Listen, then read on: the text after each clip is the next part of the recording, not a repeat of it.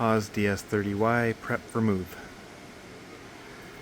First thing you want to do, power up the machine, do the power up cycle, bring this out, remove all of the tool holders,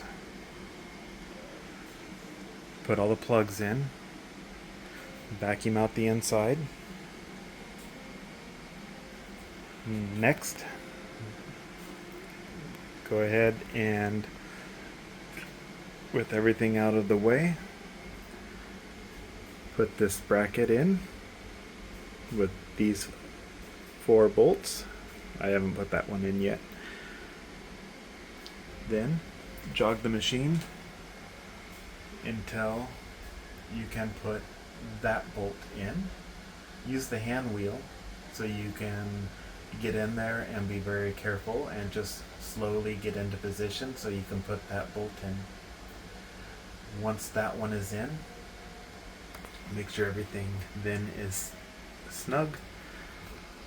Bring the secondary spindle carriage up until you can put that bolt in.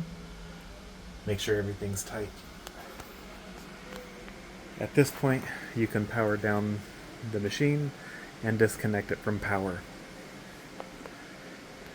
You want to remove the light that normally goes there, just with a magnet and a plug.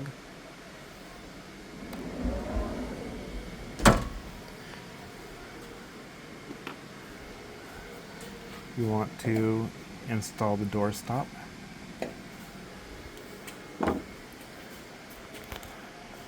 Unplug the foot pedals, which will plug in here, and it goes down to a couple foot pedals if you have the sub spindle. Take off your drink and snack tray that usually goes right here.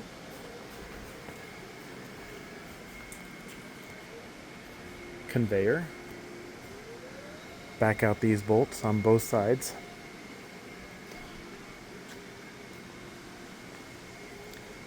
Usually I left these nuts in the same spacing it was all the way up here. Using 2 crescent wrenches, I loosen them both at the same time so I have a reference point of how far in that has to go. Back both of them on both sides out quite a ways. Loosen up these bolts here. Motor assembly will drop, which will give slack to the conveyor belt. Remove the chip guide tray that slides in here by removing these 4 bolts. Next, put these brackets on and just place these bolts in here, but not super tight, just thread it in most of the way. Do that to all, we only had 3 here, so do that to all 3 sides. Kind of eyeball it to make sure it's going to pivot up and line up.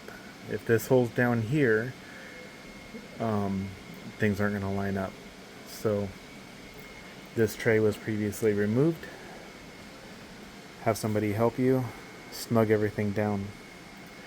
Wind up the power cord for the conveyor. Unplug the hose, wind it up. Same thing with the pump. Wind up the hose, zip tie it. Same thing with the fluid level cord. Remove the Ethernet, and if you have a wireless antenna, take that off.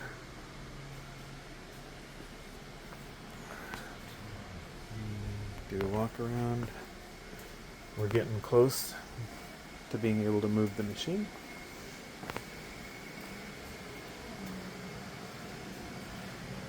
I zip tied the keys to the handle with double zip ties.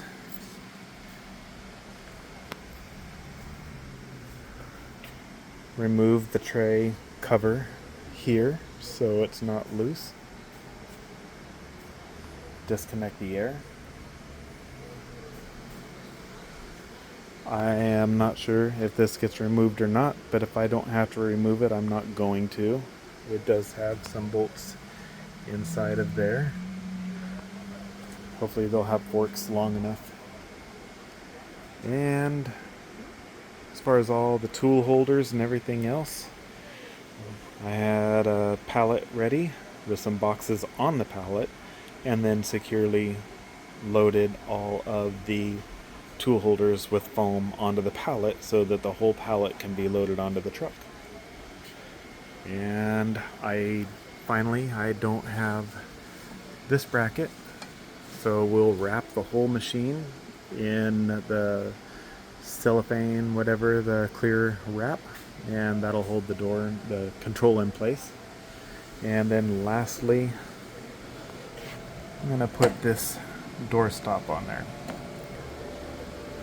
Now this was an overview for this machine with dual spindles and with that bracket that I had showed you in there, because other machines have, even the same machine, they have variations on what bracket they used. They always change it. Some mount behind the spindle and the whole carousel is over here in a separate bracket for the sub spindle. So for this machine, that's how we did it. Hope this video helps. Thanks for watching.